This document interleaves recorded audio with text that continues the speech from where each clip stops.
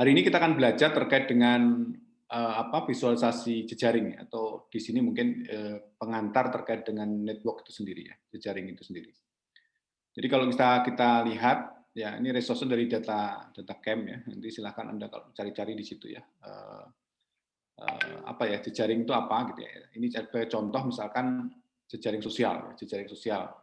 Jadi apa ya mungkin Anda paham terkait dengan jejaring-jejaring sosial yang ada di sekitar kita ya. Ada YouTube, ada Facebook, ada Twitter, ada apa namanya Line, ada WhatsApp, ada juga Telegram dan sebagainya gitu ya.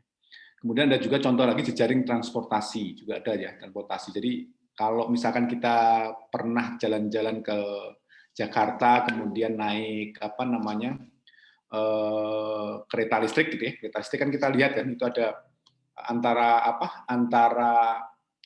subway satu dan atau mungkin terminal satu dengan terminal lain kan ada banyak sekali ini ya gambar-gambar terus kemudian ini linknya bisa kalau menuju suatu kota A kota B gitu ya itu kan biasanya ada yang langsung kota A kota B ada juga yang mungkin harus transit dulu kemana gitu ya seperti contoh misalkan kalau Anda di kereta api misalkan ya Anda mau ke Jogja gitu ya ke Jogja ada yang kereta langsung ke Jogja ada juga mungkin ke Semarang dulu. Nah, Semarang itu kan lewatin sebut saja Cirebon, kemudian Semarang, kemudian baru masuk ke Jogja.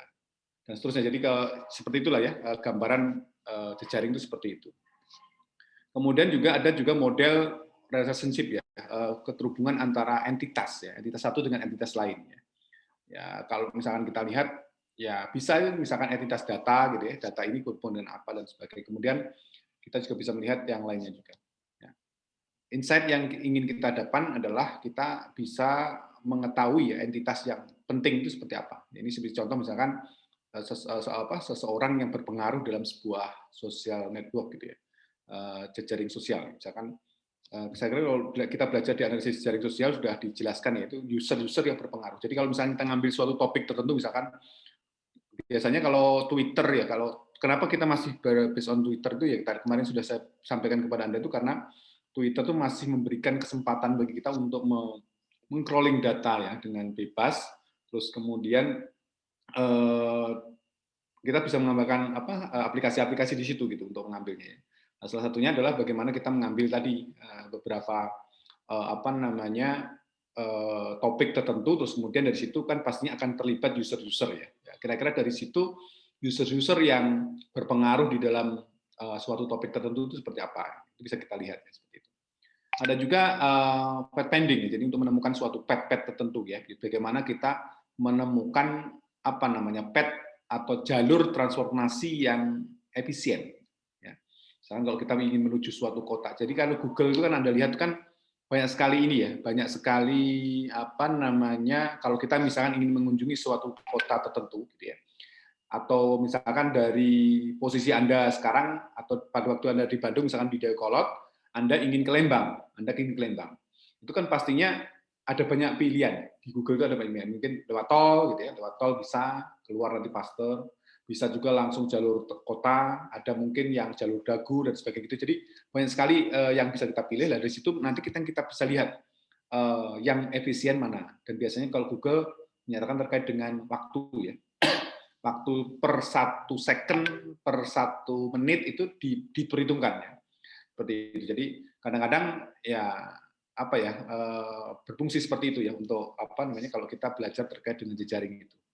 Kemudian juga bisa clustering. Ini clustering itu tujuannya adalah bagaimana menemukan sebuah komunitas, komunitas tertentu. Jadi ini penting nih kalau misalkan kita bicara terkait dengan kondisi-kondisi misalkan dulu pada waktu bagaimana pemerintah bisa menemukan jejaring misalkan peredaran narkotika gitu ya. Kemudian bagaimana pemerintah itu bisa menemukan atau Polri terutama ya Densus 88 itu bisa menemukan teroris itu gimana caranya ya kan pastinya dengan adanya komunitas-komunitas yang mungkin intens dengan si A jadi kan kita curigai si A kemudian si A kemudian dia kemana aja nih mencoba mensubmit terkait dengan berita-berita yang dia dari dia itu sebagai penghubung dia sebagai leadernya di situ atau dia sebagai apapun di situ bisa kita lihat. Itu biasanya dengan menggunakan clustering itu ya, dengan menemukan suatu komunitas. Nah, ini adalah struktur dari jejaring itu sendiri ya. Nah, ini kita anggap ini sebagai satu graph gitu. Graph ada apa namanya yang ini node ya, node atau titik simpul gitu. Node ada egg-nya. Egg-nya itu tepi, ya. Tepi atau apa ya? Relationship-nya ya. Jadi antara node satu dengan yang lain itu biasanya dihubungkan dengan egg. Ya, seperti itu. Ini dia dipandang sebagai graph. Jadi graph itu adalah himpunan yang terdiri dari vertex ya, V atau node dan E atau egg-nya ya, atau simpul apa? Bukan simpul apa namanya? Tepi ya, tepi atau sisi bisa juga.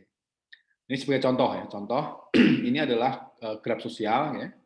Ada Yugo di sini, ada Eric ya, di mana ID-nya ini disebut ID. Ya kita bisa bebas-bebas saja menyampaikan ID-nya ini ya. Ini misalkan contoh adalah keterhubungannya adalah pertemanan ya, pertemanan per tanggal 21 bulan 5 2016 ya. Itu ada seorang Yugo bertemu dengan Eric gitu ya. Nah, ini usianya 34, 29 gitu ya. Jadi dengan adanya graph sosial ini kita bisa menemukan teman-teman kita itu dengan mungkin 2 kali klik, 3 kali klik. Paling maksimal tuh 5 klik. Saya tuh pernah menemukan teman saya yang menghilang ya, menghilang dari sebut saja dari apa yang radar saya gitu. Ini si A ini kemana gitu. Caranya gimana? Kebetulan saya berkenalan dengan si B, punya pertemanan dengan si B, dan si B itu sebetulnya satu angkatan dengan dia gitu.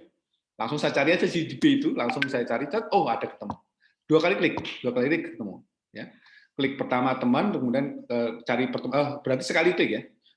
Jadi ada begitu, dengan adanya teori di sini di graph sosial ini kita bisa menemukan teman kita itu tidak lebih dari yang paling maksimal tuh 5 itu sudah sangat sangat jarang ya, paling 2 klik 3 klik 1 klik pun bisa ya ketemu seperti itu.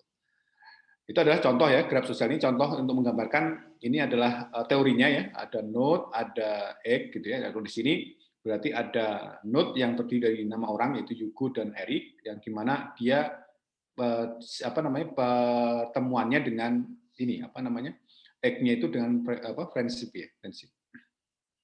Oke, kita masuk kepada basic ya, basic dari API dari Network X ya, Network X. Jadi pertama-tama kita mengimport dulu ya Network X-nya seperti apa, kemudian import matplotlib ya, ini biasanya untuk menggambarkan terkait dengan keterhubungan tadi, keterhubungan. Nah, ini konsepnya seperti ini. Jadi kita ingin menghubung atau menampilkan node 3 ya, 1 2 3 gitu ya. Ini bentuk codingnya itu seperti ini. Nah, jadi kita mengimport networknya library yang dibutuhkan, matplotlib disebut sebagai PLT. Kemudian kita definisikan G adalah graph gitu ya, di mana kita akan menambahkan ya graph dari 1 2 3 gitu ya. Kemudian kita gambarkan hasilnya seperti ini. Hasilnya ini. Jadi ada 3 graph ya, 1 2 3.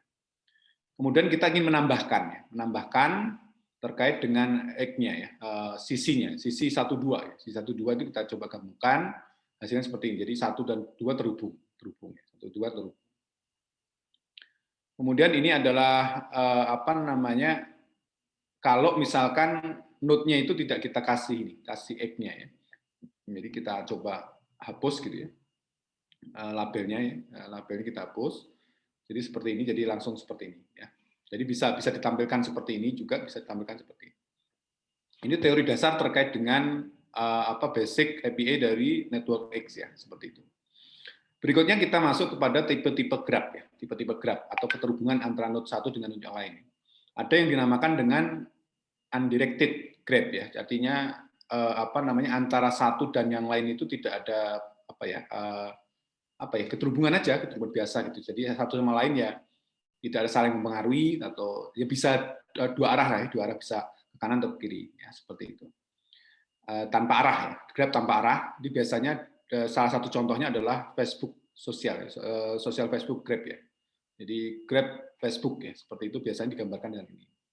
Nah, kalau untuk perintah-perintahnya ini di bawah ini ya, bahwa kita coba mengimport lagi network X-nya gitu ya, kemudian graph-nya didefinisikan, nah nanti akan muncul ya seperti itu. Tipe G-nya seperti itu. Kemudian berikutnya adalah kita masuk ke directed graph. Directed graph itu berarti graph berarah. Ya, graph berarah. Ya, jadi kalau di Facebook itu mungkin agak susah untuk bagaimana kita mengetahui ya kira-kira antara satu dengan yang lain itu keterhubungan seperti apa gitu ya. Ya kalau misalnya kita bisa crawling terkait dengan komen-komen dia, jadi seseorang ini seperti apa gitu ya. Karena kan kalau kita nulis itu kan kadang-kadang ya mungkin awal-awal dulu tidak bisa kita mention ya ke seseorang dan sebagainya. Kalau sekarang udah mulai bisa ya seperti itu. Oke, seperti itu ya, directed grab itu seperti ini. Jadi ini contohnya adalah sosial apa Twitter ya, Twitter. Nah, jejaring sosial Twitter, grab itu seperti ini. Jadi A dengan B seperti ini. Nah, kalau misalkan perintahnya gitu ya, perintahnya seperti ini. Ya, perintahnya seperti ini. Jadi kalau di sini tidak ada D ya, kalau di sini kan nggak ada ya, kosong ya. Ini kosong kan, undirected grab itu tidak ada D di sini. Kalau di sini ada tambahan dgrab, dgrab ya. Jadi nx.dgrab. Jadi kalau misalkan kita menampilkan D-nya itu didefinisikan sebagai nx.dgrab, itu berarti menyatakan bahwa itu adalah grab berarah. Kemudian ada tipe grab lagi adalah multi dgrab ya, atau directed grab ya. Jadi ini adalah bisa sebagai banyak sekali yang bisa kita atur di sini. Jadi artinya berarti keterkaitan antara ini itu lebih dalam lagi dibandingkan dengan satu directed ini sepertinya. Ini kan ada 3 directed misalkan. Contohnya. Ini contohnya misalkan record dari perjalanan antara stasiun yang berhubungan dengan sepeda gitu ya, sharing sepeda gitu ya. Jadi adalah ini rekod-rekod perjalanan dari ini. Jadi kadang-kadang seseorang berjalan ke A itu kan misalnya di sini banyak sekali sepeda, terus kemudian dia berhubung ke sana. Itu tuh banyak sekali yang bisa kita atur. Nah, kalau misalkan kita ingin menampilkan ya multi X directed grab itu seperti apa ini caranya, cara untuk menuliskannya ya. Jadi kalau M and X multi grab ini berarti dia tidak undirected ya.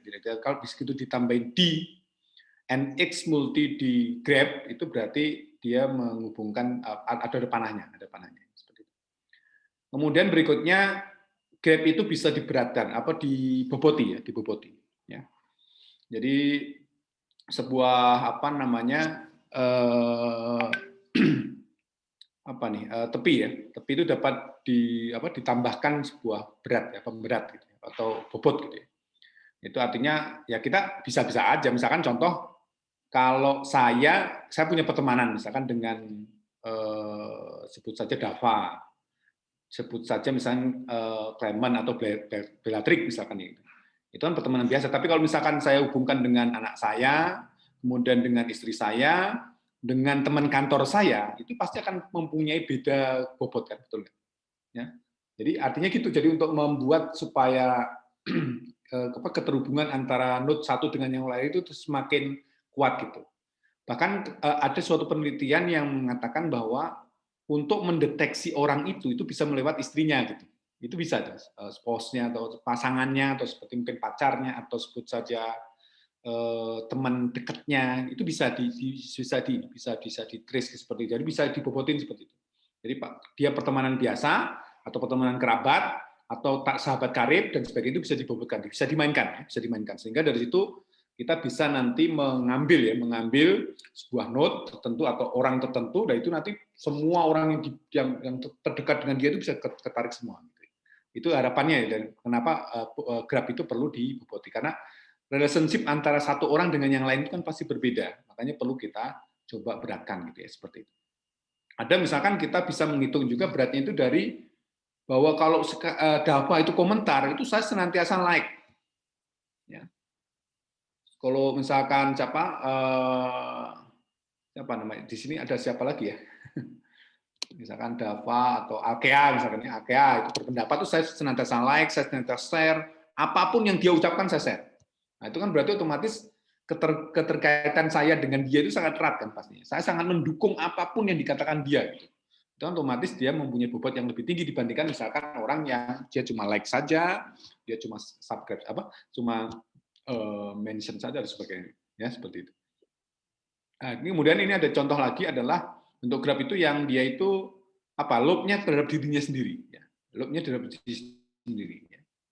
Jadi node yang connect dengan dirinya sendiri gitu. Jadi note itu balik lagi ke dia gitu. Ya, boleh-boleh aja, silakan, saya belum menggambarkan seperti itu. Jadi kalau misalkan menggambarkan suatu pribadi yang ini ya pribadi yang istilahnya dia komentar aja, pokoknya ada aja eksis di sebuah jejaring, tetapi dia tidak mau komentar ke yang lainnya gitu ya. Jadi dia hanya dirinya sendiri aja, like dirinya sendiri, mengkomentarin dirinya sendiri dan sebagainya. Bisa aja, bisa seperti itu. Ada orang yang tipikal seperti itu, jadi sangat membanggakan dirinya gitu ya. Atau dia ingin pengakuan tapi orang lain tidak terlalu, ya pengakuan dirinya sendiri aja gitu. Jadi bagaimana mencoba ini. Ada tipe orang seperti itu. Mungkin tipe jejaring yang tadi note kan bisa digambarkan sebagai orang juga, itu bisa seperti itu. Ya. Atau sebut saja ada sebuah stasiun kereta yang dimana dia itu di situ suka ada. Jadi bagaimana kalau antar stasiun itu, kalau kita lihat stasiun besar misalkan di Bandung itu kan banyak sekali rel, banyak rel di stasiun itu. Kadang-kadang kan dia cuma keluar terus kemudian dia masuk ke rel tertentu. Jadi dia ada di rel di stasiun Bandung, tapi dia keluar juga terus kemudian baru masuk lagi ke yang lain. Itu kan berarti artinya untuk sistem jejaring seperti itu masih dimungkinkan, ya, masih mungkin bagaimana dia mengelola di dalamnya dia sendiri. Ya, kereta kan seperti itu, kadang-kadang kita nunggu lama gitu ya, datangnya kepala doang, keluar terus kemudian masuk lagi. Ada kan kasus seperti itu ya, mungkin kalau Anda perhatikan seperti itu. Kemudian ini ada juga contoh terkait visualisasi, visualisasi yang irasional dan rasional.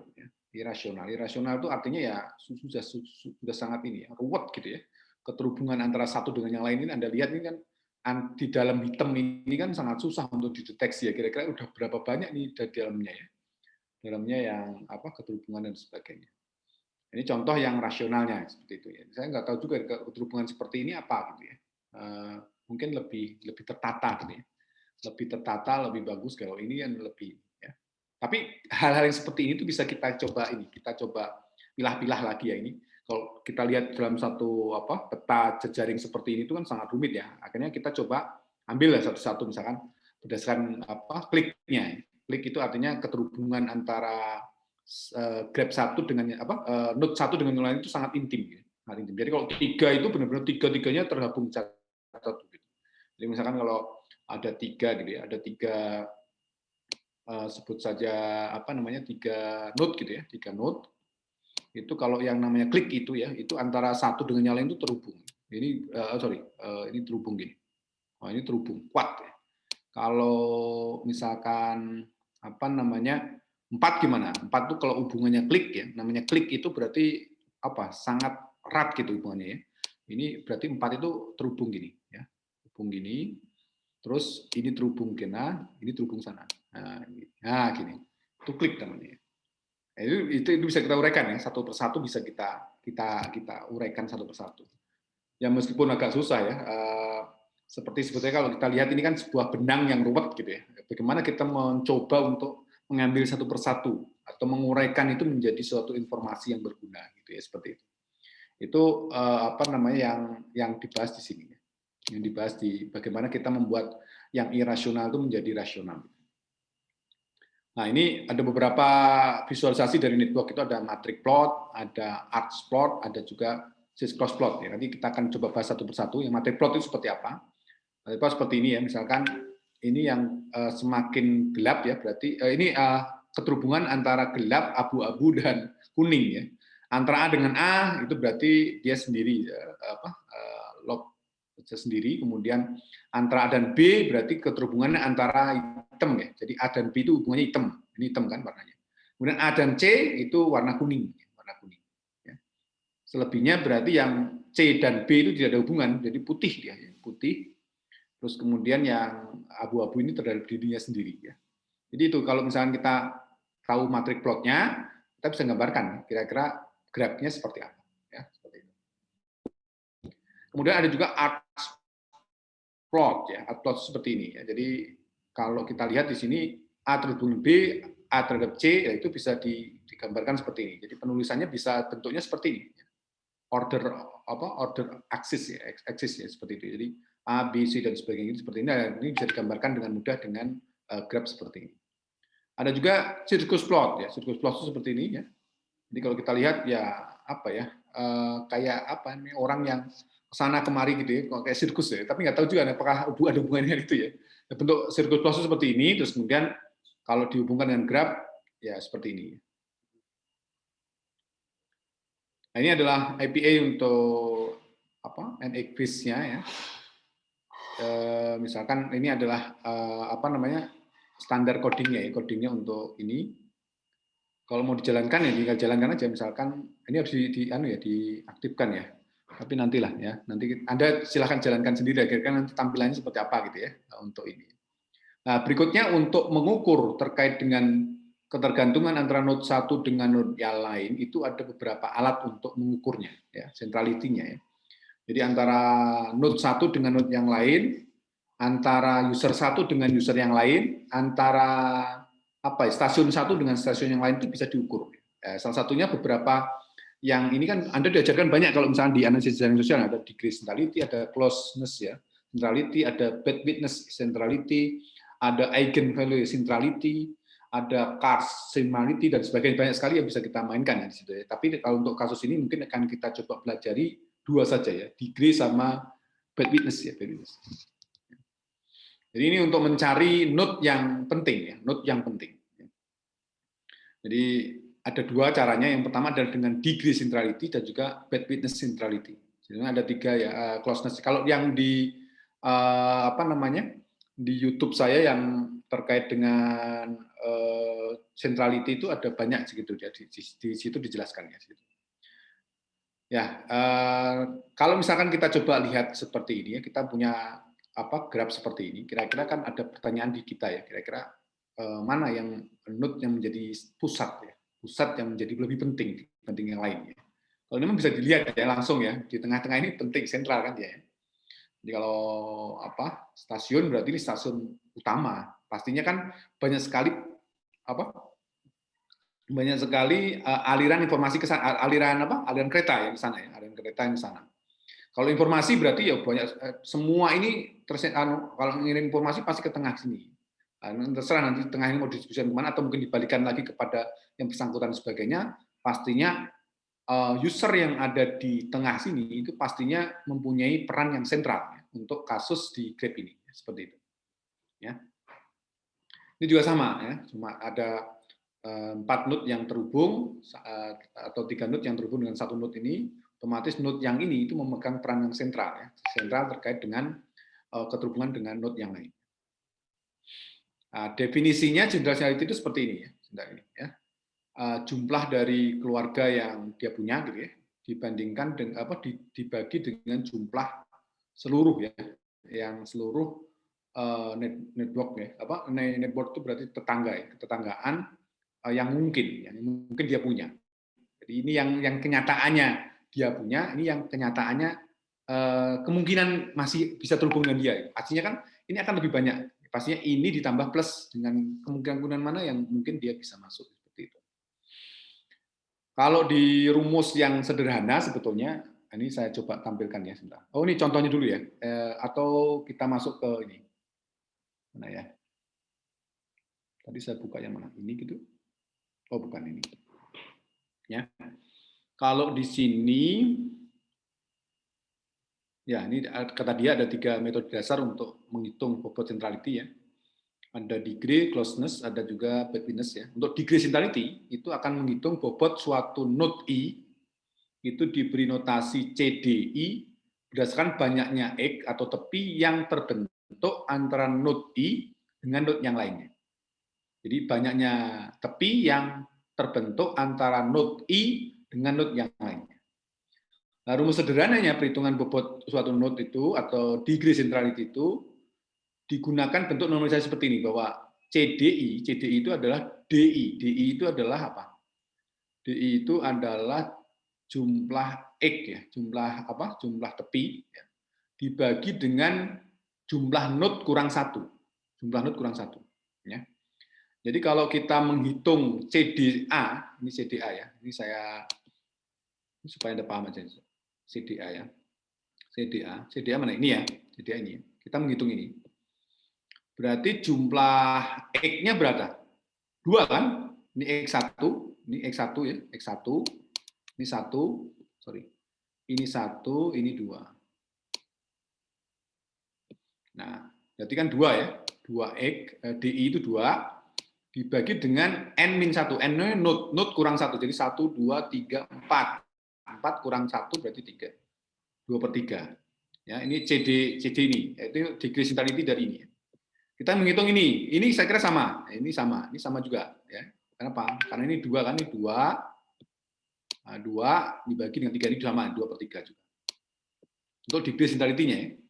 Kemudian yang untuk yang B ini berarti ada berapa? 1, 2, 3 ya. 1, 2, 3, betul nggak? Ada 1, ada 2 X-nya, ada 3. Nah, berarti 3. 3 dibagi dengan N-1, 3/3. Ya. Ini juga sama, nih pastinya ada 1, ada 2, ada 3 juga ya sama ya. Ini juga 3/3. Nah, ini untuk menghitung degree centrality seperti itu. Ya, itu untuk degree centrality. Semoga paham ya. Kalau nggak paham gimana Pak? Ya dipahamkan. Itu untuk mengukur degree centrality. Semoga paham. Saya clearkan. Saya pindah ke mana lagi tadi? Ini ya. It's masih bolpen gambarnya. Oke, masuk ke sini ya.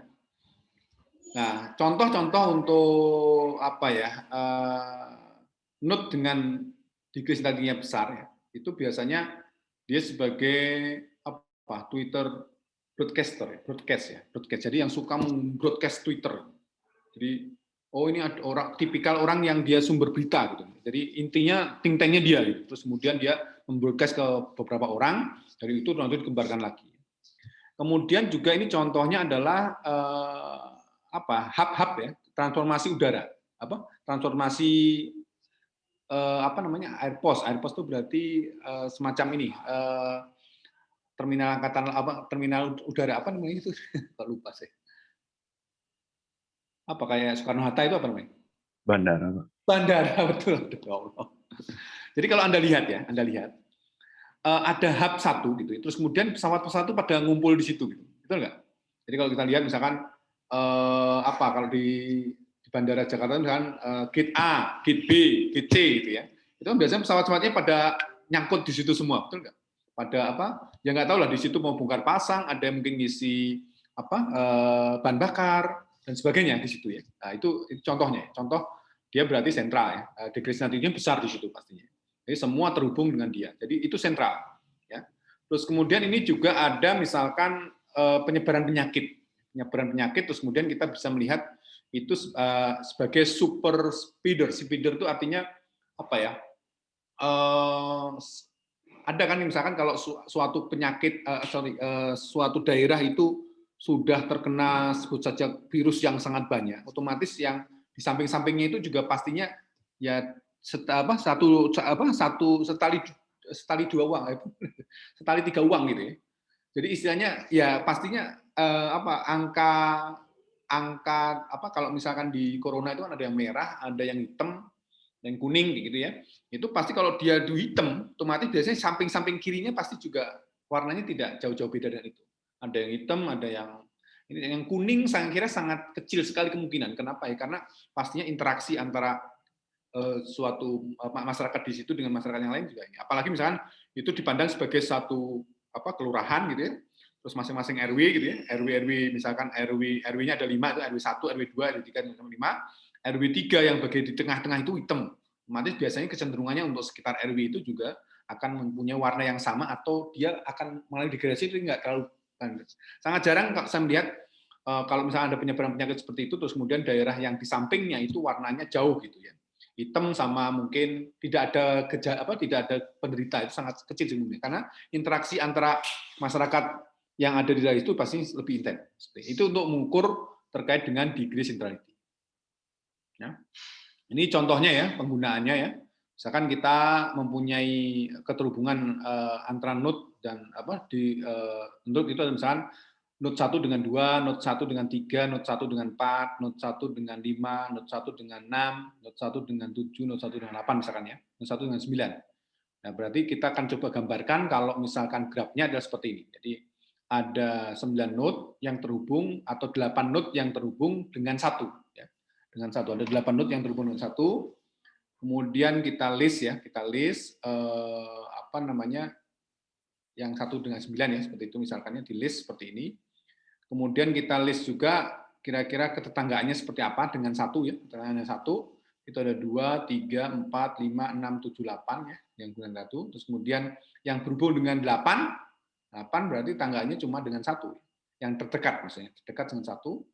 Sehingga dari sini bisa kita ukur, langsung kita panggil ya, degree centrality-nya, langsung seperti ini. Jadi 1 dengan 1 pasti kuat sekali ya, 1 dengan 1, 1, kemudian yang lainnya pastinya 1/8 semua, 1/8 semua, 1/8, sehingga 0,125. Jadi ini besarnya di sekeliling ini, nomor 2 sampai 8 ini besarnya adalah 1/8 semua. 1/8 semua. Sehingga bisa kita lihat hasilnya adalah degree centrality-nya itu adalah 1 itu 1, 2 itu 0,125, dan seterusnya sampai 9 itu 0,125. Ini terkait dengan apa namanya degree centrality, ya seperti itu. Kemudian berikutnya, ini algoritma graph-nya ya untuk apa menemukan path ya, menemukan path. Ini pentingnya buat apa? Path pending itu. Yang pertama adalah optimization.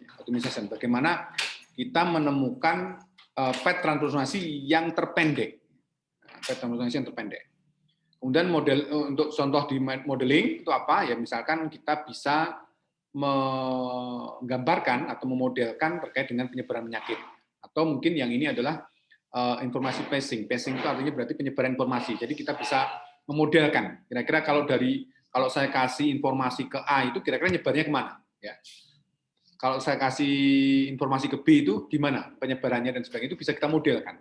Path pending itu seperti itu. Nah, algoritma yang digunakan itu adalah BVS, ya, BVS.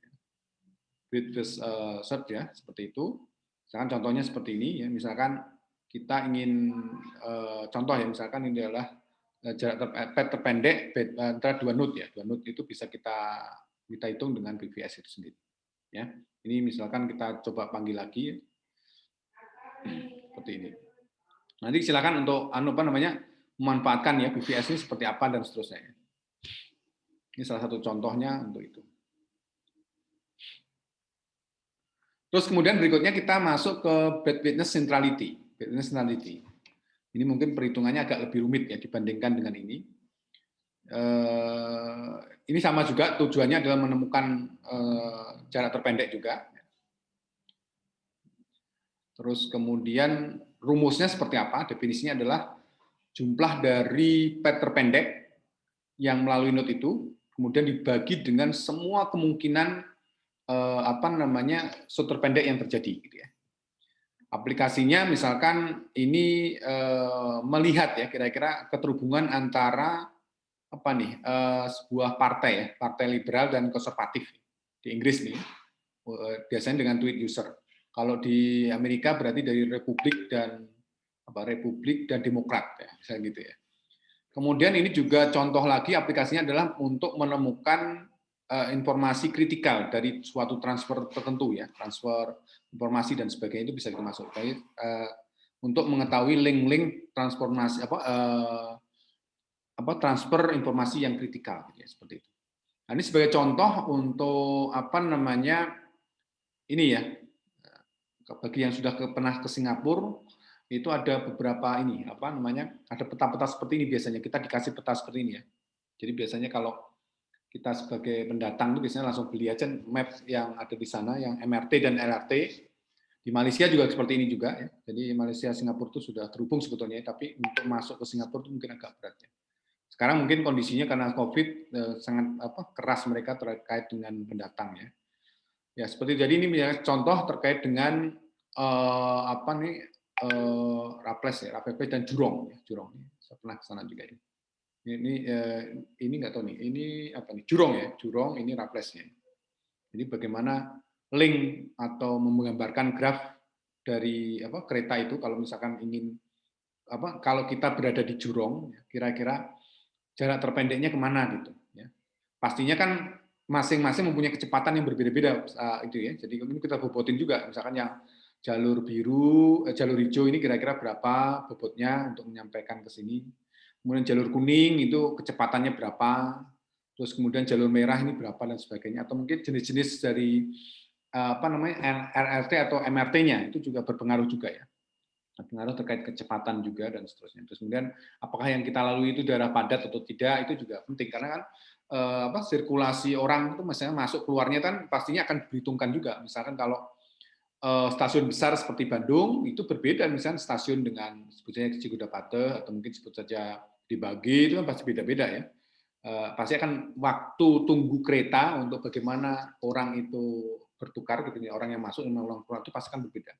Dan stasiun Bandung dengan stasiun Krakatau Condong juga beda. Kemudian dengan stasiun Jogja, Lempuyangan atau mungkin daerah-daerah yang lain pasti akan berbeda. Itu juga perlu diperhitungkan juga. Jadi tidak sesimpel misalkan ini gambar langsung. Jadi kalau misalnya kita lihat nih gambar yang paling yang mudah ya berarti pakai yang hijau ini, jalur hijau ini cepat ya. Tapi masalahnya yang dilalui dia dan sebagainya itu gimana gitu. Ya kalau digambar sih mungkin relatif lebih pendek ya. Apakah ini menggambarkan sebuah skala tertentu atau tidak? Saya kurang tahu juga ya. Bisa jadi tidak. Atau mungkin kita bisa ukur waktu-waktu bagaimana ini. Terus bagaimana banyak sekali mungkin stasiun-stasiun yang dia lewati. Itu kan pasti berhenti juga ya. Jadi kalau misalnya Anda pernah merasakan naik MRT atau LRT itu, biasanya setiap stasiun tuh berhenti dia. Bagi yang mau turun di Tanah Abang, ya, turun di sini dan sebagainya. Biasanya seperti itu. Nah ini kalau misalkan Anda ingin lihat-lihat ini secara detailnya seperti apa, silahkan. Nah ini apakah ada terhubungan antara bad witness centrality yang tinggi dengan apa mengartikan bahwa itu rendah gitu ya degree centrality-nya ya. Nanti Anda coba banding-bandingkan lah. Ya. Ini bisa dipertanyakan juga ya. Bad witness dan juga ini. Ya. Cara perhitungannya gimana? Nah, cara perhitungannya gimana? Mungkin saya kalau tutorial tadi mungkin agak berat ya. Mungkin kalau saya share terkait video saya gimana ya? Bentar ya. Nah ini cara mengukur apa namanya ini kalau kita mengukur ini ya. Jadi rumusnya kan, bentar, rumusnya itu ini rumusnya ya. Jadi bad witness centrality itu rumusnya adalah CB ya, CBI itu adalah sigma GK GJK I dibagi dengan GJK. Nah, GJK itu adalah jumlah jalur terpendek. Jalur pendek. Kemudian kalau GJK itu juga jalur pendek, tetapi yang connecting ya, connecting JK dengan yang I. Bingung sih ya, tekniknya gimana. Tapi nanti kita akan coba lihat ya, bahwa dia nanti akan dibagi dengan N-1, ini node -1 dikali dengan node -2 dibagi 2. Node -1 dikalikan node -2 dibagi 2. Kalau coba kita praktekkan di ini ya di sini. Ini kenapa 33? Kenapa 33? Nah, Anda lihat nih, kalau Anda lihat yang CBI tadi itu cara menghitungnya gini. Jadi kalau nol itu untuk jadi kan ini kan dilalui oleh nol, betul nggak? Jadi nol ini kalau bukan nol, maksudnya node 1 ini kalau dia ingin ke node 3, node 4, node 5 kan pasti melalui dia, betul nggak? Nah, itu untuk CBI itu tadi menghitungnya gini. 0 ke 53 kan melewati 33, melewati ini atau mungkin saya tulis saja ya, saya tulis ya, node-nya ya. Ini node 1, node 2, node 3, node 4, node 5, node 6, node 7 ya. Ya, sangat seperti ini. Jadi kan dia apa? Kalau node 0 kan artinya bad witness centrality itu artinya gini. Kalau node 1 ini menuju 3 kan berarti melalui 2, betul kan? Ini dihitung 1. Ini 1. Node 1 ini menuju node 4, ini dihitung 2. Node 1 menuju node 5 itu dihitung 3. Node 1 menuju node 6 itu dihitung 1 lagi. Ini node 1 dengan node yang 7 itu dihitung 1 lagi. Jadi artinya berapa? Berarti dia dilewati berapa kali? Berarti 1, 2, 3, 4, 5. Jadi CBI tadi 5. Ya. Dibagi dengan node -1. Node-nya kan 7 berarti 6 ya kan? 6. dikali dengan node min 2 kali 5. 7 kurang 7 kali. Nah, dibagi 2. Ini masih dibagi 2. Ini dibagi 2. Nah, tadi kan dibagi 2 kan? Jadi artinya jadi apa? 5 per berapa? 5 per 15. Ya kan? 30 dibagi 2 kan? 15 kan? 5 per 15 itu berapa? Sepertiga, betul nggak? Jadi nilainya 0,33. Paham nggak? Atau gimana? Paham nggak? Paham. Paham ya? Nah, sekarang kita lihat yang 3. Yang 3 gimana? Oke ya, gimana saya tunggu Kak? Gimana Kak? Yang 3 ini Anda lihat nih, berarti kan 0 mau ke 6, mau ke 4 kan betul ya? 1, 2, 3, 4. 4 kan? Yang 3 ini yang 2 berarti 1, 2, 3, 4. Tadi berapa tadi? Lupa ya. Berarti ini dari 0 ini berapa? Kan 0 ke mau ke 4 kan berarti ngelewatin 3 kan berarti. 0 ke 4 1, 2, 3, 4. Yang ini 2 juga 1, 1, 2, 3, 4. 4 juga ya, sama ya. Jadi 8. CB1 8. Semoga benar ya. Berapa nih? Paham nggak? 8 tadi dari mana?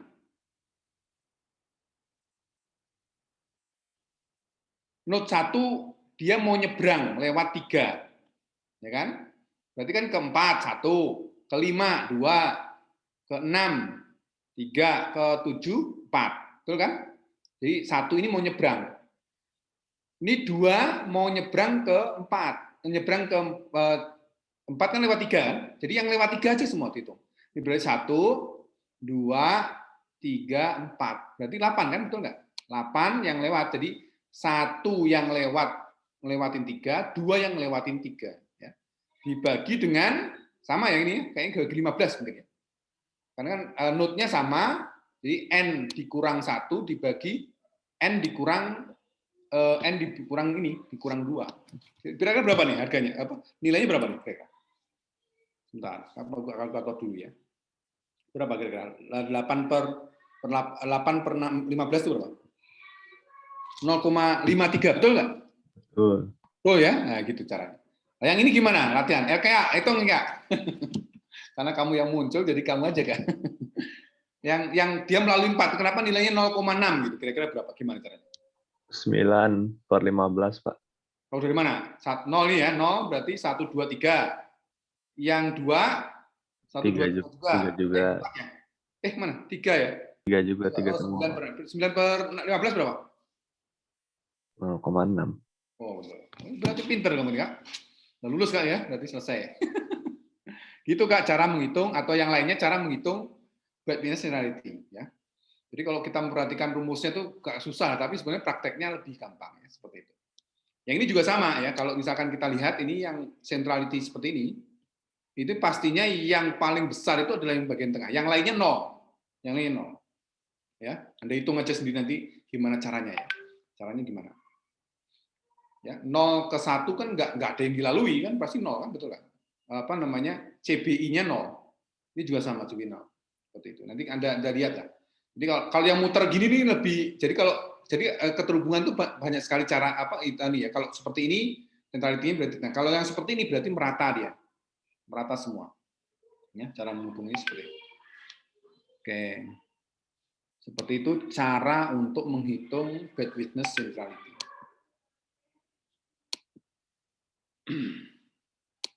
Semoga jelas ya. Kalau nggak jelas gimana ya?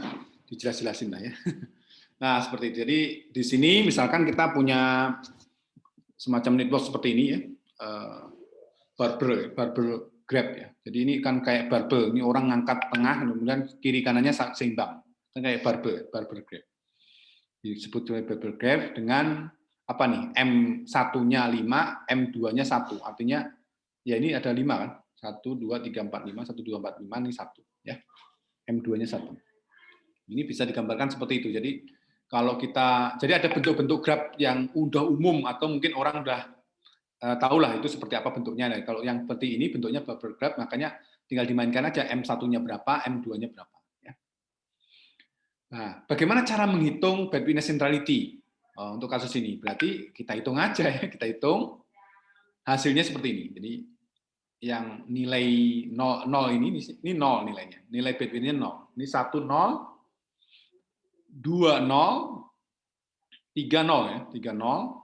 Kemudian 4 ini ada nilainya 0,533. 6 juga sama. Nilainya kan karena ini di belakangnya ada 4, di belakangnya ada 4, kemudian dia terhubung 1, jadi bentuknya sama. Jadi 4 sama 6 ini pasti sama nilainya ya, nilai degree-nya apa bad witness-nya. 7, 8, 9 juga sama 10. Kemudian yang 5 yang menjadi sentralnya ini yang tengah ini ya, dia diapit oleh ini sebuah nilai bobot yang besar, pastinya otomatis ini nilainya juga pasti lebih besar dibandingkan antara dua ini ya. Jadi ini nilainya 5. Jadi kalau misalnya teknisnya seperti apa, Anda hitung seperti tadi. Ya. Seperti apa tadi, kita hitung. Ya. Jadi bad witness centrality-nya hasilnya seperti ini. Ya. Sehingga kalau misalkan kita ingin tahu ya kira-kira seperti apa, ya pastinya kita apa ya, kalau misalkan orang yang berpengaruh di mana ya berarti ini simbol-simbolnya ini 1, 2, 3. Kemudian kalau dari 3 ini yang berpengaruh mana yang paling tengah, pastinya kan gitu. Ya. Jadi ini apa ya, seperti bos mafia gitu ya. Bos mafia dia memberikan informasi kepada tangan kanannya dan tangan kirinya punya anak buah, tangan kanannya punya anak buah. Gitu ya. Mungkin bayangannya seperti itu ya. Itu terkait dengan apa namanya bad business centrality dan juga apa namanya degree centrality. Untuk closeness centrality dan sebagainya Anda juga baca-baca sendiri. Closeness menurut saya lebih mudah ngitungnya ya. Lebih mudah dan saya kira bisa kita lihat lah. Kalau misalkan ingin memperdalam lagi seperti apa, ada penjelasan di YouTube tadi ya. Silakan Anda baca-baca lagi ya. Nah, ini berikutnya adalah kita masuk ke klik tadi yang saya beritakan kepada Anda ya. Klik dan community. Jadi klik itu apa? Ya, klik itu apa ya? Semacam keterikatan antara node satu dengan yang lain yang sangat erat gitu, sangat erat. Ini contoh-contohnya ya. Ada network klik, ada juga social klik, itu seperti apa. Jadi kalau network klik itu artinya berarti Grab yang terkoneksi secara komplit. Secara komplit. Komplit itu artinya semua terhubung. Ini Anda lihat nih, antara node satu dengan yang lain kan semua terikat dengan kuat. Ya, terikat dengan kuat kan. Antara misalkan node 1, 2, 3, 4 ya. Node 1 dengan 2, node 1 dengan ini semua terhubung ya. Dan masing-masing 3. Masing-masing 3. Anda lihat nih. Ini yang hijau 1, 2, 3. Yang ini yang bawah 1, 2, 3. Semua 3 sama. Jumlah simpulnya sama. Ciri dari klik itu. Kemudian ini juga sama, ini ada simple. Simple klik itu triangle. Triangle itu paling kecil kliknya. Kalau 2 gimana? 2 itu nggak menggambarkan klik. Ya, klik itu minimal 3. Ini yang paling simple. Simple itu adalah node yang terhubung 3. Namanya triangle. Ini struktur yang paling kuat. Kalau misalkan kita bicara terkait dengan atom juga, apa metana kayak gitu tuh kuat-kuat. Terus apa ya, pokoknya yang bentuk-bentuk inilah oktagon atau apa itu kuat-kuat ya, biasanya ya. Biasanya kadang-kadang kalau Anda lihat di IPB itu, kalau misalnya dilihat di atas itu bangunan-bangunan yang ada di dermaga itu oktagon ya dan sebagainya. Jadi itu beberapa contoh terkait dengan ikatan-ikatan kuat. Jadi satu sama lain saling mendukung, Apalagi kalau misalkan benar-benar memang diperhitungkan sebetulnya pondasinya kuat, ini akan membuat susah untuk ditaklukkan ya. Misalkan sebuah bangunan yang terbangun dengan kuat kokoh seperti ini, antara satu elemen dengan elemen lain terhubung dengan bagus seperti itu. Ini juga ada misalkan contohnya apa ya, sistem rekomendasi untuk friend ya, pertemanan ya misalkan gitu ya. Ini juga bisa ya. Ini aplikasinya seperti itu ya. Bagaimana kalau misalkan ini temennya ini temennya ini, itu biasanya yang ini sama ini itu bisa terhubung ya. Dan biasanya ada namanya mutual friend ya. Di YouTube itu kan ada misalkan kalau kita link dengan sebut saja Alkea, saya dengan Alkea gitu. Alkea itu punya teman gitu. Punya teman. Nah, kadang-kadang saya bisa aja bergabung dengan teman itu, misalnya satu hobi lah kita ya. Akhirnya erat juga gitu. Ini adalah aplikasi dari Triangle tadi ya. Bagaimana dua orang atau 3 orang yang bersahabat, tapi misalkan ini si A, si B, si C. Nah, A dan C itu belum bersahabat, tapi karena dia erat sama yang B tadi, otomatis biasanya kebanyakan A dan C ini nyambung juga. Ya, nyambung juga. Ya, lama-lama tanpa sadar dia terikat juga, kuat lagi dan sebagainya. Gitu. Ini adalah kode-kode untuk kliknya ya, untuk klik. Misalkan kalau yang seperti ini kliknya ada berapa gitu. Tapi kalau nggak salah kalau yang seperti ini tuh biasanya 2 juga dihitung kliknya. Tapi no problem ya, nggak apa-apa ya nanti ya kita lihat. Jadi kalau misalkan ini diuraikan itu berapa klik yang ada di sini? Kira-kira ada berapa? 1, 2, berapa nih kira-kira? Menurut Anda berapa? Ada berapa? Ya nanti dihitung aja ya sendiri. Oke, berikutnya kita masuk ke maksimal klik ya, maksimal klik. Nah ini contoh juga nih aplikasinya ya. Biasanya kalau klik ini sudah terhubung dan kuat gitu ya, biasanya apa ya cenderung untuk terlalu sedikit mengabaikan ya terkait dengan ini, terkait dengan temannya tadi yang di sampingnya gitu ya. Ini contohnya untuk apa menemukan sebuah komunitas ya, komunitas. Jadi masuk ke community, ini adalah community itu sebetulnya menemukan klik ya, menemukan klik, kemudian menemukan apa namanya union itu gabungan dari klik. Jadi menemukan klik dan menggabungkan gabungan klik. Jadi kalau misalkan antara satu dengan satu ini kuat, biasanya nanti akan nyambung lagi dengan yang lain yang lebih kuat lagi ya, gitu seperti itu. Jadi salah satu kegunaan klik itu adalah bagaimana menemukan apa namanya sebuah community ya, seperti itu. Terus kemudian berikutnya, ini adalah apa namanya coding terkait dengan tadi maksimal klik tadi ya. Jadi misalnya menemukan klik ya, dan menemukan semua klik-klik yang maksimal, ya, maksimal. Programnya seperti ini. Jadi ini menampilkan yang tadi lagi. Ini saya tanya tadi kira-kira berapa banyak klik yang terjadi? Kira-kira ada 1, 2, 3, 4. Ada 4 ya? Ada 4 atau berapa? Ada 4 betul ya. Jadi yang 2 dihitung 1, ya. dihitung 2 ya. Perhubungan ada 2 itu nggak masalah. Ya, seperti itu. Jadi kalau kita lihat kliknya ini adalah yang ini ya, yang ini. Terus kemudian 4 dan 5, kemudian 5 dan 6, kemudian klik yang ini lagi ya. 6, 7, 8, 9, 10 ya. Ada berarti ada 4 klik ya. Berarti ini kebetulan kalau misalnya dilihat ada kandidat 4 komunitas ya, 4 komunitas. Tapi pastinya masa komunitas terdirinya 2 itu kan nggak erat juga kan. Biasanya larinya kepada lebih besar dari 2. Jadi yang komunitas yang kita deteksi adalah komunitas yang di mana 4 nih sebagai 4 1 2 3 0 ya 0 1 2 3 4 dan satu lagi adalah komunitas 6 7 8 9 ya. Yang ini masa komunitas terdiri dari 2 ada gitu komunitas yang terdiri dari 2 gitu. Komunitas rumah tangga ya. Komunitas yang di mana rumah tangga nggak punya anak itu sangat jarang sekali ya seperti itu juga. Kakak adik bisa juga tapi ya menurut saya nggak terlalu kuat ya. Yang kuat biasanya seperti ini ya. Biasanya yang diusulkan biasanya komunitasnya ini dan komunitas ini. Yang baru kemudian kita perdalam lagi. Kira-kira ini apa? Terhubungnya gara-gara apa? Oh gara-gara hobi. Ini gara-gara apa? Karena hobi. Ya, seperti misalnya contoh ya, karena mungkin karena hobinya memasak, ini hobinya yang bersepeda misalnya. Ini misalkan suami istri, ini nggak tahu anak ya, anak mempunyai hubungan kita nggak tahu juga ya.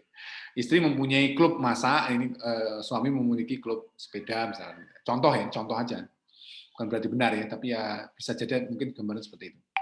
Oke, itu adalah klik ya. Klik gunanya untuk apa? Untuk menemukan komunitas. Berikutnya masuk kepada subgraph ya, subgraph.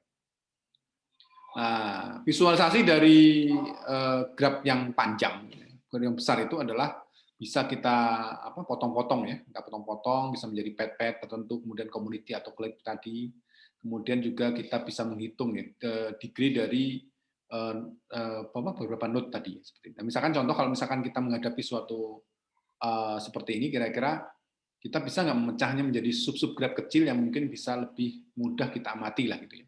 Kalau ini kita lihat kan agak susah ya gambarnya ini. Ya apa ya mungkin ada tertimpa juga kali. Jadi mungkin yang sentral apa ya simbol-simbol yang gede-gedenya mana dan sebagainya kita ambil.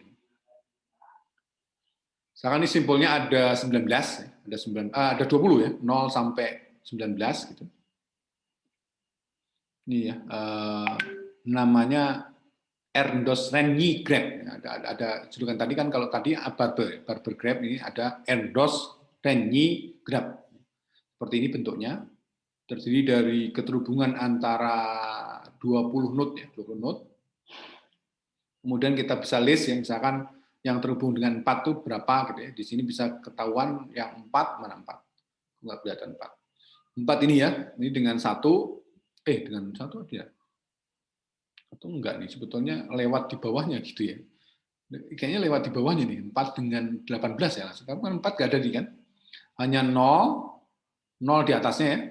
12, 16 mana 16? 16 ini ya. Ini ada hubungan. Kemudian 41 ini enggak ada, cuma dia lewat di bawahnya terus ke 18. Makanya di sini ketetanggaan dengan 4 apa? 0, 12, 16 dan 18. Kemudian di-expand, di-expand 4 itu seperti apa? Berarti node-nya yang tadi itu berarti ada node 0, node 12, node 16, node 18, 4. Jadi 4 masuk ke dalam ini. Ini kan list node yang berhubungan dengan 4. Nah, ini kemudian dicoba dikumpulkan ya. Bukan dikumpulkan, maksudnya dianggap sebagai satu komunitas lah, seperti itu mungkin ya bayangannya. Seperti itu, terus kemudian kita akan mencoba melihat tepi yang berhubungan dengan 4 ya. Ada 04, 012, ya maksudnya yang anggotanya node 0 sampai 4 ini terhubungannya apa? 04, 012, 04 dengan 012 ya. Kenapa 03 dan 011 enggak? Karena kita batasin aja kan, hanya 0, 4, 12, 18, 16 kan. Jadi kalau terhubung dengan yang tadi itu berarti dia hanya terhubung dengan 4 dan 12, betul kan? 0 dengan 4 dan 12, 4 dengan apa? 4 dengan 12, dengan 18, dengan 16 dan dengan 0. Ya. Jadi 4 dengan 12, dengan 14, dengan 18 dan dengan 0 udah diwakili. 04 ini sama ya, 40, 04 sama. Karena ini tidak ada berarahnya, jadinya dianggap satu ya. Terus kemudian yang 12 ini dia terhubung dengan 18 ya, oke, 18 sama 16. Dengan 4 dengan 0 udah ya. 0 12 dengan 12 0 sama. Terus kemudian 12 4 dengan 4 12 sama, sehingga hasilnya seperti ini. Jadi kalau kita coba gambarkan seperti ini bentuknya, ini adalah contoh gambarkan subgraf yang berhubungan dengan 4. Subgraf yang berhubungan dengan 4. Ya, kita gambarkan seperti ini. Jadi hanya mengambil sebagian dari sini aja.